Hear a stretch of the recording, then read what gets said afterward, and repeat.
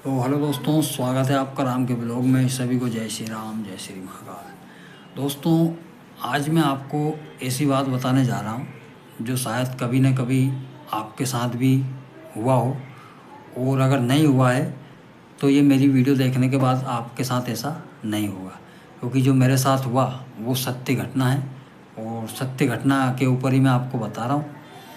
ये कोई गलत बात या झूठ बात नहीं दोस्तों, ये सत्य कथन है, सत्य बात है। तो मेरे इस वीडियो को पूरा देखिएगा बिना स्किप किए हुए, तभी आपको मालूम पड़ेगा कि हुआ क्या, कैसे हुआ और क्यों हुआ।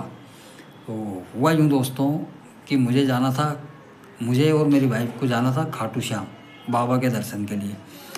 तो खाटू श्याम ट्रेन नहीं जाती दोस्तों, ट्रेन जाती है जयपुर तक। जयपुर से बस के माध्यम से हमें खाटू श्याम के लिए जाना पड़ता है। तो दोस्तों, मैं एमपी के सीहोर से हूँ और हमें ये मालूम था कि भोपाल से सीहोर, काला पीपल, सुजालपुर होकर सिर्फ 2 ही ट्रेन जाती है। लेकिन हमें ये नहीं मालूम था कि तीसरी ट्रेन भी है जो भोपाल से, जिसका रूट चेंज है, भोपाल से होकर गंज बसोदा, विदिशा, झांसी होकर जयपुर के लिए जाती है। तो हमारा 2 दिन पहले दोस्तों प्लान हुआ जाने का और हमने तत्काल में रिजर्वेशन करवाया।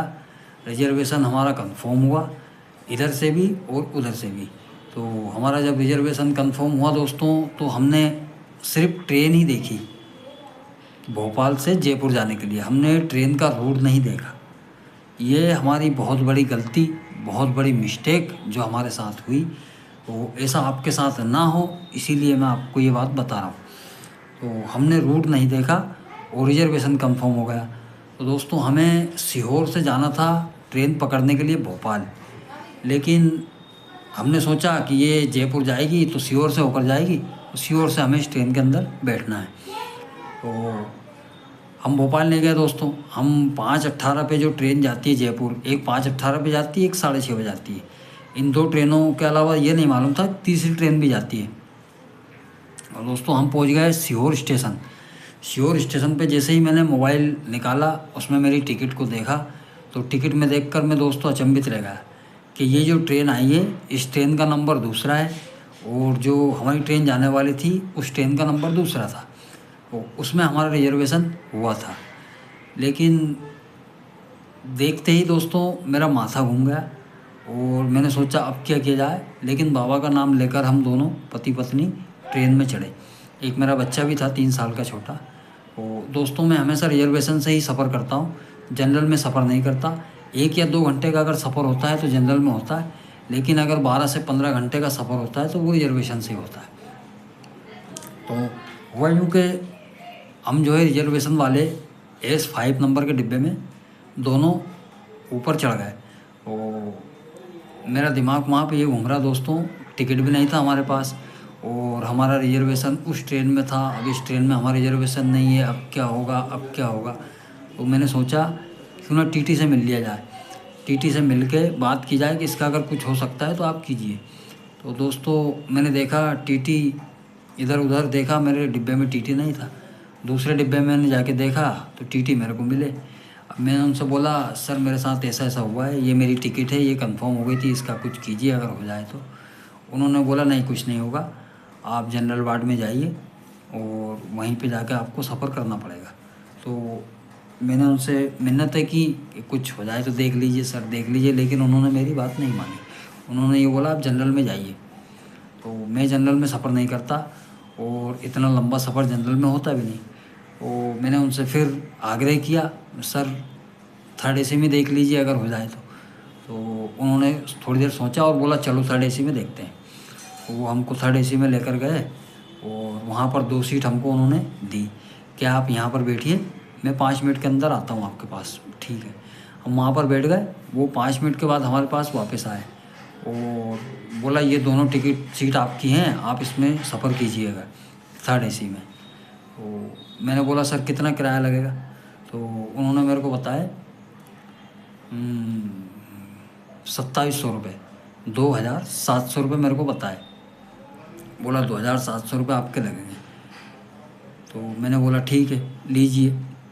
उनको मैंने 2700 रुपये दिए और फिर मैंने उनसे बोला मेरे को टिकट दीजिए, तो उन्होंने ये बोला नहीं टिकट की आवश्यकता नहीं है, आगे जो टीटी रहेंगे हम उनसे बोल देंगे, कोई आपको परेशानी नहीं आएगी। मैंने बोला ठीक है।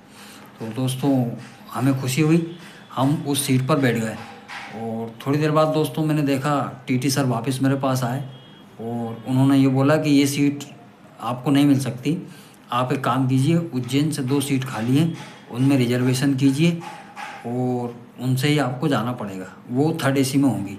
मैंने बोला सर वो 3rd AC में कितने की होंगी?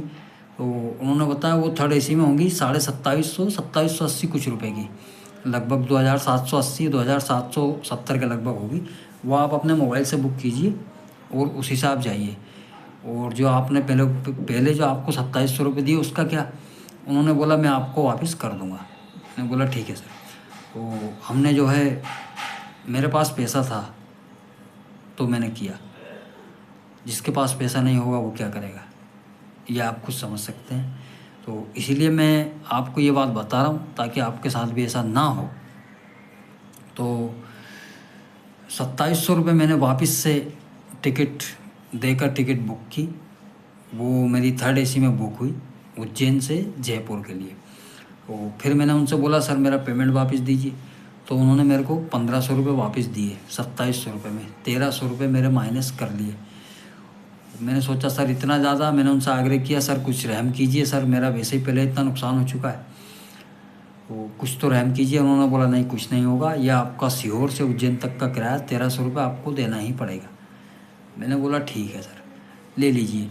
तो मेरा सीहोर से जयपुर के लिए आप समझिए 2700 रुपये एक, 1000 रुपये एक, 1300 रुपये एक, कुल मिलाकर होता है 5000 रुपये, 500 रुपीज़, 5000 रुपये मैंने पे किए 2 लोगों के लिए।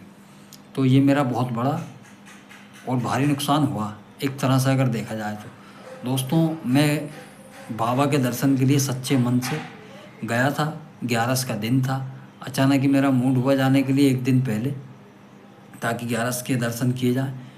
तो लेकिन मेरे साथ ये घटित हुआ, ये आपके साथ ना हो, इसलिए मैंने ये वीडियो बनाया ताकि आपको इस वीडियो के ज़रिए से प्रेरणा मिल सके, ताकि आप कभी भी कहीं भी अगर जाओ तो पहले ट्रेन का रूट चेक करो कि ये ट्रेन कहाँ से किधर से होकर जाती है। भले ही आपको मालूम हो कि ये ट्रेन तो इसमें तो हम हमेशा जाते हैं या ये यहाँ से होती है ना, ऐसा नहीं है, ऐसा नहीं दोस्तों। ये कभी भी हो सकता है आपके साथ कि जिस तरह 2 ट्रेनें चलती हैं, हो सकता है तीसरी ट्रेन भी उसकी हो। ये सब हमारे साथ हुआ है, इसीलिए मैं आपको बता रहा हूँ, ये सत्य घटना पर आधारित है, ताकि जो मेरे साथ हुआ वो आपके साथ ना हो।